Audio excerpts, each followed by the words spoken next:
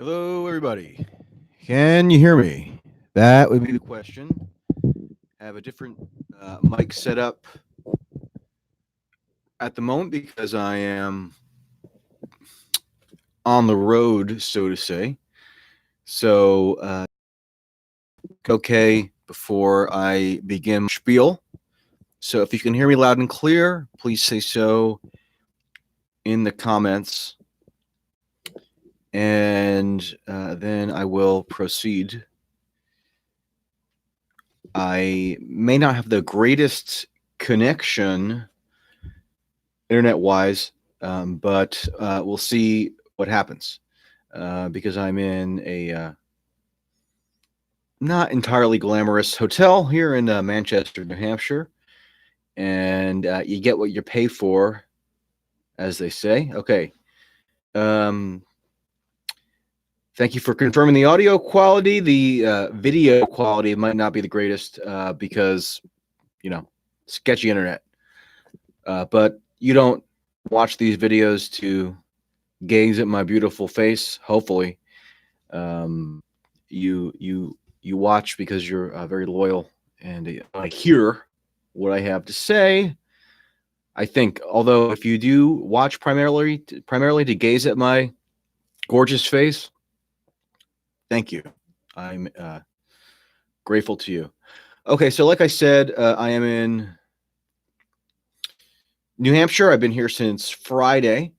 So I thought rather than trying to come up with snippets to post as individual videos, I just kind of expound on. Sorry, one of the comments just made me laugh. You people distract me, but in a loving way. So I'm in New Hampshire. I've been here since Friday, and I've been to a number of events. Maybe the marquee event of this weekend was the New Hampshire Democratic Convention, state convention, where all but one of the candidates spoke. And the one candidate who spoke was basically exposed as kind of a scammer recently. People don't even know who he is, but he's the mayor of Miramar, Florida, Wayne Messam, who is technically running for president, but is like not doing anything campaign wise because he's essentially just screwing his vendors, not paying salaries, and it's kind of a joke. And I don't have a problem with vanity candidates or people who run to spread a message, but he doesn't even have a unique message. He's just kind of who knows what he's doing. And so he wasn't there, but everybody else was. And one thing I usually try to do when possible is I go to these events, and although I can get media access in most cases, I usually just go as a normal citizen. Because that's often more interesting when the media conglomerates at events like these. They tend to stay in their little like sequestered section, and they tend to like congregate amongst themselves, and they give the impression of this like cloistered, like privileged class of people who are attending a public event, and it always rubs me the wrong way. So even going back to 2016, I almost never got media access to campaign events, except when you absolutely need it. Sometimes it's just a practical necessity, and in that case, I'll do it. But I tend to want to consort with the normies at these things because it gives you a more, I think, genuine experience. So yesterday I was there for basically the entire event, and the one kind of, I guess, headline takeaway, just from a very banal pundit standpoint, is that Warren definitely had the most rapturous reception of anybody, and that's because her campaign is are skilled at organizing. And they made sure to get their most vociferous and vocal supporters in the arena in Manchester to give her just a pretty incredible ovation, honestly. And it did seem to be an indicator of enthusiasm on her part. And there are a lot of people who are deeply committed to her at this point. So now, I mean, I don't think people were paid to go and cheer Warren. I don't get into that conspiracy stuff. She has genuine supporters. So if you dislike her, then try to understand why she has the support that she does, rather than come up with like batty conclusions. Yeah, I mean, every campaign, people are saying that she bought seats for her supporters. Every campaign has the resources does that. I mean, that's how you get supporters into events. They have some kind of process where you can get a ticket to an event like this. So, I mean, I wouldn't overread that. I mean, it's to the point now where like her stump speech has almost a call and response feel to it, where like she has certain points in her speech where people know what she's going to say. So when she talks about the wealth tax, her plan calls for taxing every dollar over 50 million at 2%, and her supporters know that she's going to say 2%, so that they like call out 2% when she brings up how much she's going to tax every subsequent dollar after 50 million, which is like, if nothing else, it indicates that she has an enthused core of supporters. And actually, Yang has a similar phenomenon, although to a lesser magnitude in terms of enthusiasm, where like people know,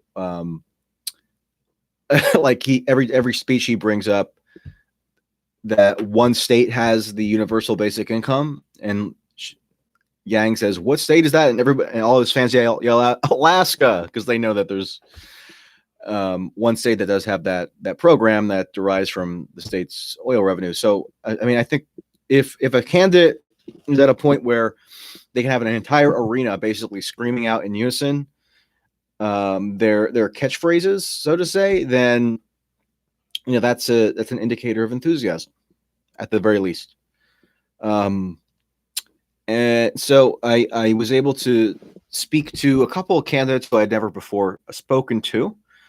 I saw Tom Steyer, my arch nemesis, who actually just today qualified for the October debate. So he will be in the next debate, not the one this week, but next month, because he got 2 qualifying polls in the CBS YouGov poll in Nevada and also in Iowa, where he was at 2% in both states. So that means he's qualified, and he will be in the October debate.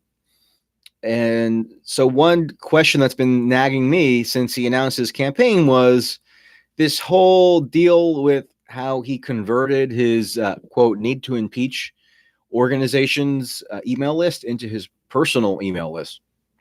And I'm going to write about what he told me. I don't know what exactly the form of that will be, but he gave an answer that intensified my skepticism about how that whole transaction took place. And he kind of almost feigned ignorance about it in a way. But really, it's one of the more blatant schemes that I can recall a candidate doing to kind of build his quote unquote support base. And that email list was integral in him getting the 130,000 donors that were required to meet the DNC's debate threshold. So that email list is really pivotal. And he didn't have a persuasive response to it. I don't want to tell you exactly what he said right now because I may write something on it. But needless to say, it reinforced my cynicism about his tactic there. And then we're at a point now where it's almost sad as to the lack of attention that other candidates get. You often see Tim Ryan, who I like to call the hapless congressman from Ohio, kind of wandering around these events with hardly anybody even recognizing him, even though he's been a declared presidential candidate for, I don't know, 3 or 4 months. And people just still do not know who he is. And he had no real vocal section of support. And you almost don't want to feel bad for them per se, but it does provoke like a human response of a pity almost.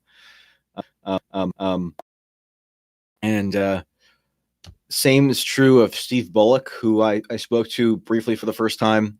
He has been mostly focusing on Iowa, but he was in New Hampshire for this convention, and got the feeling that he wasn't even recognized by hardly anybody, which again is a little bit sad. I mean, the guy is a governor. He does have like a arguably impressive electoral history.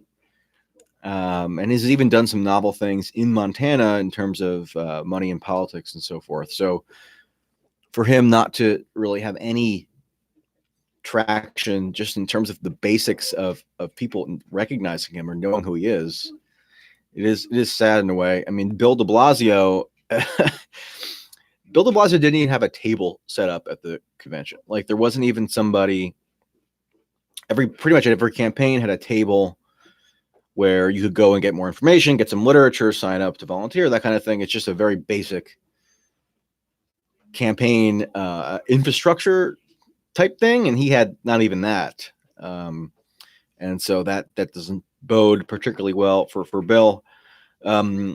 Tulsi's table was situated in an odd position. I mean, there was this kind of like secondary section in the arena for the tables, and like Tulsi's table for her campaign was like in the way back, and a lot of people, I'm sure, missed it because, you know, it's hard to explain given the layout of the arena, but like you had to go up a second set of stairs to reach to the secondary area where a couple of the tables were, and like they stuck Tulsi all the way in the back, and you know, some of her staff were suspicious of the intentions behind that location choice on the part of the event organizers.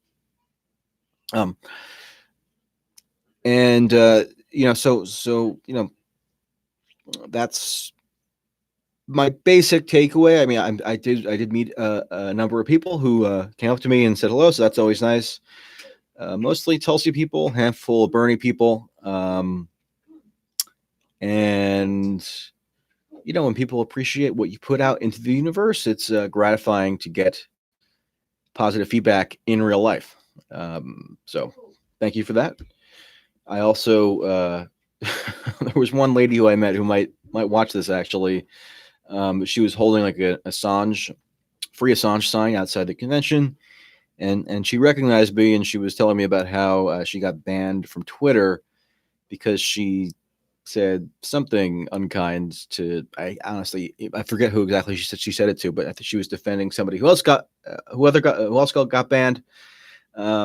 Yeah, somebody just mentioned her name in the comments, and you know, I basically said that my advice would be to just, you know, kind of bite the bullet and delete the tweet that Twitter wants you to delete, because it is a powerful medium. If you have you know, a decent sized following, and even if you don't have a huge following, I mean, a lot of people do pay attention to Twitter, like it or not, and that has sometimes some not so great consequences. But I told her that if she wants to continue putting out the messages that she feels strongly about, I think it's worth it to just, you know, cut your losses and delete the one tweet that Twitter maybe arbitrarily identified as violative of some rule, and get back on. And I think she did. And she did get back on, so she took my advice. Somebody says it was good to see you at Tulsi's town hall after the convention. Yeah, good to see you. Tulsi had a like a meet and greet type thing, or an after party, whatever you want to call it, at Murphy's Tap Room, which is right across from the convention hall. And so I went to that, met a number of other people who came up to me, and you know, talked to Tulsi a little bit. And you know, one thing that she did confirm to me is that she's going all the way to the convention. I mean, she said it for the first time that I'm aware of on Friday night at a town hall with Lawrence Lessig.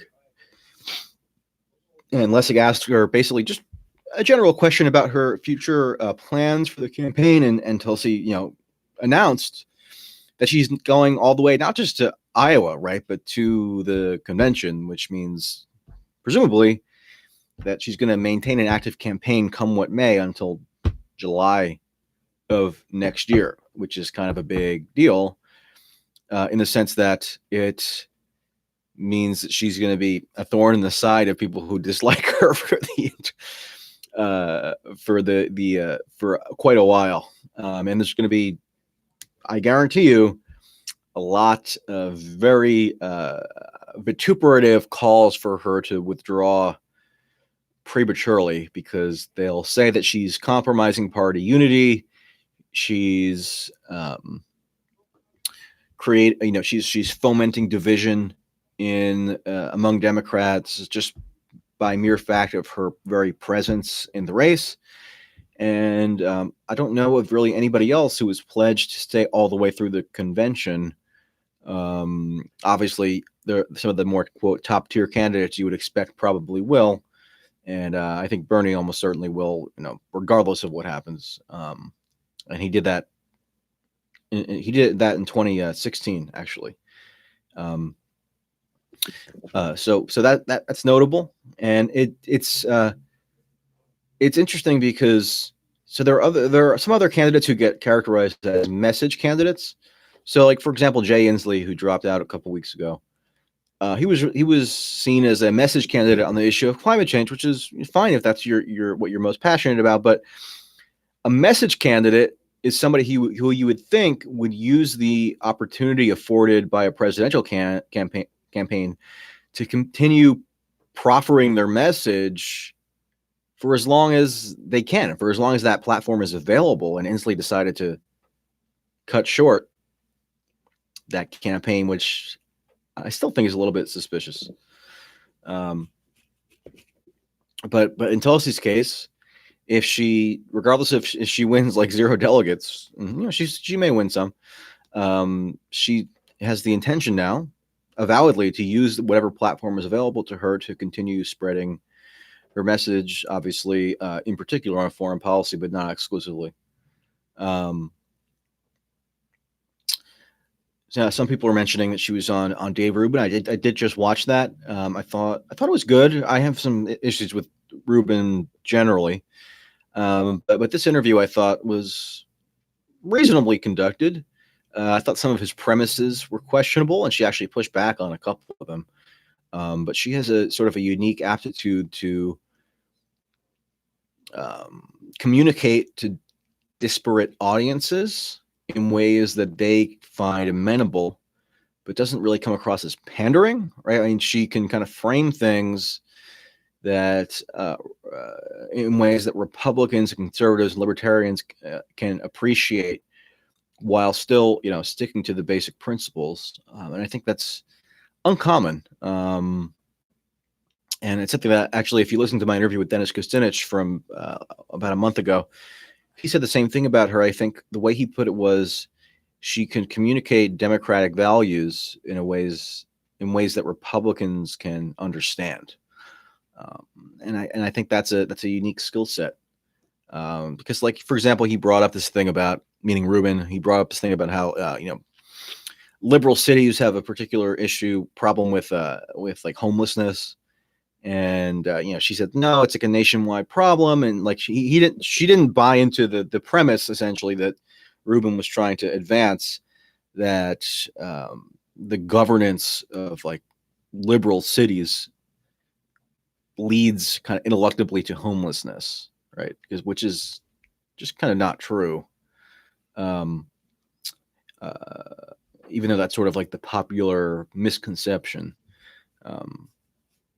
And that was just one example. I saw a lot of people. I saw some people commenting on her statement on immigration. I mean, she's been clear on the that she's not in favor of open borders for a while, and I think that's a valid viewpoint. And she's, I think, right to say that a lot of the rhetoric you hear now around border issues is very it's tied to Trump-specific developments, but the logical conclusion of that rhetoric is, in essence, open borders. And then when you kind of like call attention to that logical formulation, you'll get people saying, no, that's just a right-wing talking point. Nobody actually advocates open borders. And yet, I'm telling you, there are people who have a left-wing or even like a left liberal persuasion who essentially, if they believe their rhetoric, would be calling for open borders. So, I think, she has a heterodox view on that in some sense. And, she's talked about it in a variety of ways in the past. So it was nothing new that she said tonight. Nothing actually that she said on the Rubin show was really new. It was just kind of packaged in a way that probably, again, appeals to the sensibilities of the audience, but without, I think, being overtly pandering about it, which again is a difficult balance to strike for a lot of politicians. But a long form, conversational format, I think is best suited to her. I would have just kind of preferred a little bit more of an intelligent interviewer. Again, it was on balance, I think, decent, but I find a little tedious the Rubin shtick of constantly saying how much you hate. I think that Tulsi has a unique perspective on identity politics that she should expound upon, and she will be doing more of that in the future. I'm not going to give anything away, but I almost that Rubin's approach to that issue is sounding trite. So, but then again, if you're a candidate or anybody in public life, what you should strive to do is reach the maximum number of people and present the maximum number of compelling arguments. And that's what she does. And I have in my own little way, I have a similar philosophy, which is why I do conservative media. I would happily do, Democratic leaning liberal media, but I don't get invited on that stuff very much recently. Let's see. Somebody says we met early August at Tulsi meet and greet in Manhattan. I was slightly dazed in a black tee. Spoke with campaign manager there. You're doing a really owns job. Thank you, sir or ma'am. I don't know why you were slightly dazed. Maybe you were inebriated, or else you were just caught up in the moment. Either way, more power to you. I do find that the most positive reception I get anywhere is at Tulsi events. And maybe that's because, what I tell people is that I just find the coverage of her to be so awful that if I can fill the void in a way that's clarifying for people and illuminates aspects of her candidacy that I think are worth highlighting, then I'll do that. And there you go.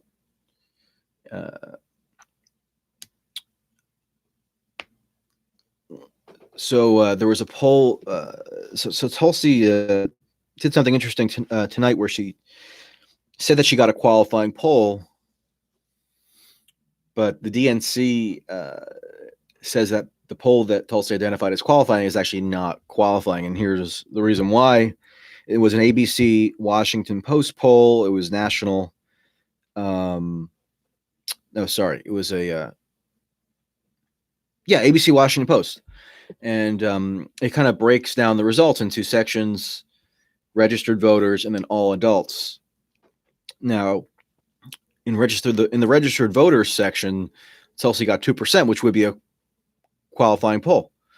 But in the all adults section, she got 1%, which is not a qualifying poll.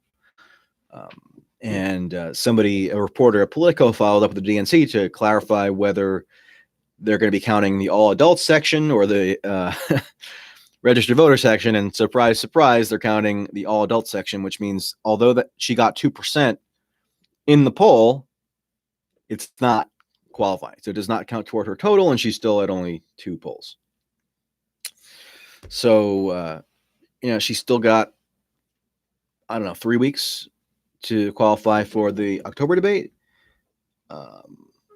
There was an opportunity for her to, we had the first state polls in a while published today that are qualifying from CBS YouGov, and Iowa, New Hampshire, South Carolina, Nevada. And she had done better than average for her in those polls over the summer, but, she got 1% in all of them.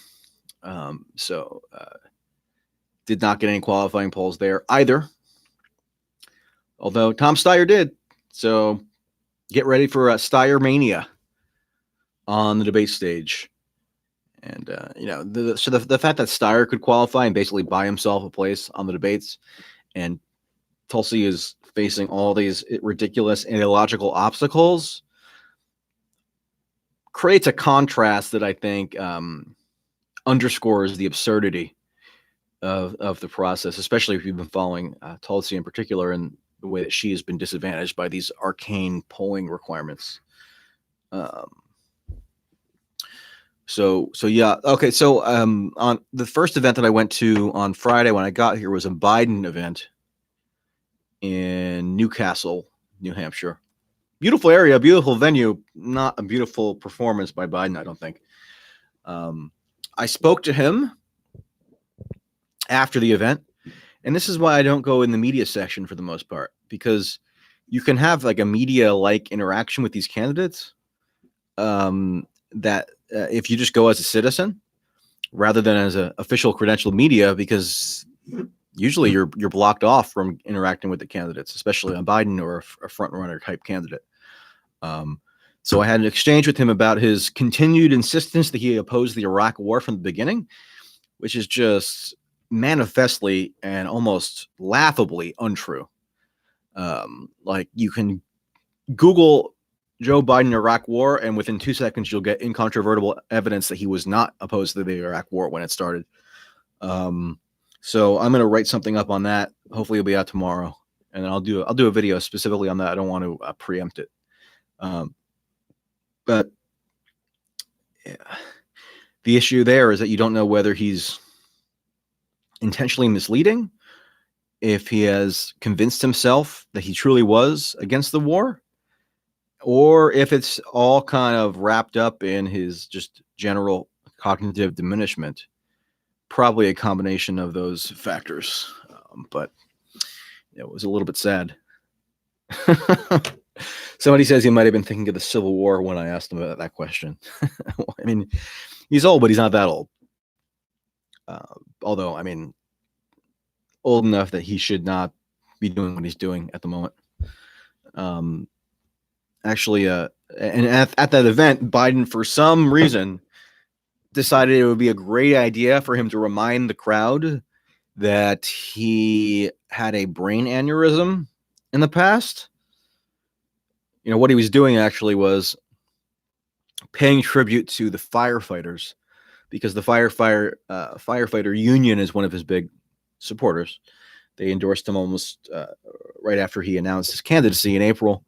And so he pays homage to firefighters, which is fine, but he said that he owes his life to them, firefighters, because they helped when he had his aneurysm. And it's just like, given all the questions swirling about his cognitive and physical competence, you'd think that reminding everybody that he had a near fatal brain incident would not be the smartest thing, but he went with it anyway. And then, so today I went to an interesting event in BWO, New Hampshire.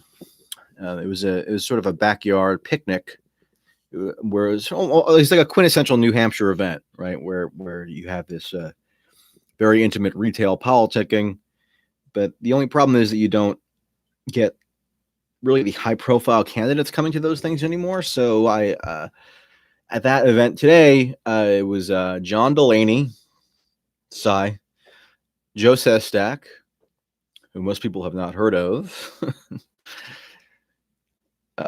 Michael Bennett, the husband of Amy Klobuchar. Amy Klobuchar could not even be bothered to show up herself, claimed that she had to go to Washington to do Senate business, but that's not till tomorrow. What she was really doing was just going on TV rather than retail politicking. You know, Amy Klobuchar's husband thought it would be a great idea to go on a slight diversion about trumping a puppet of Putin, and you couldn't ask for a more bland guy to deliver that message, frankly. And then Marianne Williamson, And Marianne is she's impressive in those formats. She was good. Actually, Michael Bennett was sort of compelling too. And I actually I told Michael Bennett this, but I appreciate his calling out of some of the procedural chicanery around the DNC debates. He put out a letter a couple weeks ago that raised good questions about the process. Namely, and I think the most important issue he raised was asking the DNC whether the network executives at ABC, CBS, NBC, whatever, CNN, had any hand in formulating the debate rules. Because if they did, they would obviously want to maximize viewership rather than maximizing debate. And so if they had a hand in crafting that criteria, that would be worth knowing. So he sent a letter to the DNC raising those issues, and there was no response, predictably enough. But, and one thing I talked to Marianne about briefly was like what can be done to challenge the gatekeeping nature of the DNC, because she's not in the debates either, although she did pass the 130,000 donor mark. So she should be in the debates as well. Although her case is not as strong as Tulsi, but nonetheless. And, but I think she gave a genuine response. Like she said, she kind of surveyed the people standing around her saying like, she said something to the effect of, sometimes I question why I'm doing this, but then again, should I quit? Like, and if she asked the people standing around, should I quit? Everybody said no. And she said, no, because I feel like nobody else is saying what I'm saying. And when I can reach voters in these kinds of formats, I'm going to do so. And that's why I'm going to continue the campaign. And so she is. And she was also dressed fabulously. I'm not a fashionista, but I don't even know how to describe what she was wearing, but it looked great. And she also had these like I don't know if you saw the movie Once Upon a Time in Hollywood, but she was wearing sunglasses that you would expect a character in that movie to be wearing, and it looked amazing. So that's my one comment on the attire of a candidate for now. Yeah, I mean, if you're surprised that I'm not a fashionista, then I mean, I should probably become more of a fashionista, because most of the time I look like a total schlub, except when I'm doing television or going to a funeral. But most of the, so if I had my complete, if I could choose every day what to wear, it would basically be basketball shorts and then a t-shirt or a sweatshirt, depending on the weather. And so nobody's ever going to be complimenting me for my fashion prowess. Let's just say that. So what else? Oh yeah. So Joe Sestak, who you may not have heard of, he agreed to do a podcast with me. So we're going to be doing that on Tuesday, and it's going to be foreign policy focused. He was an admiral in the military for a long time, so he has a little bit of a unique perspective. And looking forward to getting to some of those issues with him. I think every candidate deserves a fair hearing, and so I appreciate him being willing to do an extended conversation with me. Granted, he's not the most high-profile candidate in the world, but it's still a logistical challenge at times for these candidates to set aside an extended period of time to do a substantive discussion. So that will be coming up on Tuesday. And if you have any suggestions as to what to ask him, let me know. Obviously, I'm researching now and have a few questions in mind. But I think it'll be interesting and you'll enjoy it. Somebody advised me to get a nice suit. I do have a suit. I have multiple suits. And I didn't have one for a while. But a couple months ago, I made the plunge and got myself One. Mostly what I do is have a nice blazer and a button down and some decent pants. I don't know why I'm talking about my fashion choices with you people. This can't be why you tune into live streams like this.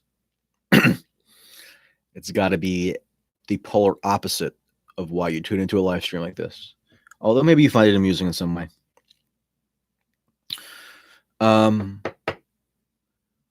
Okay, everybody. Those are my thoughts from past couple days. Look tomorrow for my Biden story. It's gonna, I think, reinforce why one should be quite skeptical of his aptitude. And Sestak podcast on Tuesday probably will come out on Wednesday.